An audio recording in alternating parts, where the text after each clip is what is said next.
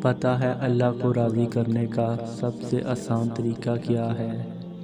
نماز تمہارے اور اللہ کے درمیان موجود ہر فاصلہ ختم کر دیتی ہے، اور اللہ کو اپنے بندے کی سب سے پیاری بات یہی لگتی ہے جب اس کا بندہ اس کے پسندیدہ انداز سے اسے مناتا ہے۔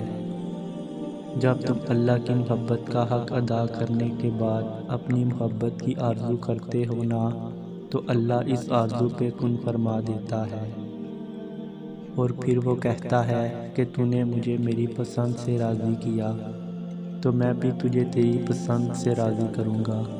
کائنات میں کوئی بھی عمل اور کوئی بھی عبادت ایسی نہیں جو نماز کی طرح اللہ کو فوراً تم سے راضی کر سکے۔ اللہ کے نزدیک نماز سے زیادہ محبوب کوئی عمل نہیں، اور جو اس کے محبوب کو اپنا محبوب بنا لیتا ہے، اللہ اس سے بے حد محبت کرنے لگتا ہے۔ جو سجدوں میں سستی نہیں کرتے، پھر اللہ بھی ان کی دعاؤں کی قبولیت میں تاخیر ہونے نہیں دیتا۔ نماز آزمائش میں اللہ کی تمہارے لیے سب سے بڑی پناہ گاہ ہے، اور جو اس کی پناہ میں ہوتے ہیں ان کا بڑے سے بڑا طوفان بھی کچھ نہیں بگاڑ سکتا۔ وہ ہمیشہ اللہ کی حفاظت میں رہتے ہیں۔ اللہ تمہارے دل میں کچھ نہیں ڈالتا سوائے اس کے جو وہ تمہیں دینے کے لیے تیار ہو۔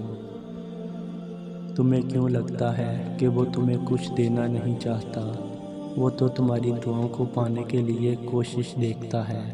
وہ تمہیں دیکھتا رہتا ہے اور خوش ہوتا ہے کہ میرا بندہ مجھ پہ کتنا یقین رکھتا ہے۔ جب تم انتہائی غیر یقینی حالات میں بھی اس سے مانگتے ہو، تو وہ دیکھتا ہے کہ میرا بندہ میرے اختیار کو بن دیکھے ہی کتنا مانتا ہے۔ دیکھی ہوئی چیزوں سے پیار کرنا تو آسان ہوتا ہے، مگر جب بن دیکھے تم رب کو مناتے ہو تو رب فرشتوں کو بلا کر کہتا ہے کہ دیکھو میرا بندہ بن دیکھے مجھ پہ کتنا مان کرتا ہے۔ جب تم دعاؤں کے کن کے لیے آسمان کی جانب تکتے ہو تو رب خوش ہوتا ہے کہ میرا بندہ جانتا ہے کہ میرے کن کا فاصلہ آسمان سے آئے گا۔ ضرور قبول ہوگی تمہاری دعائیں، یہ وعدہ ہے اللہ کا۔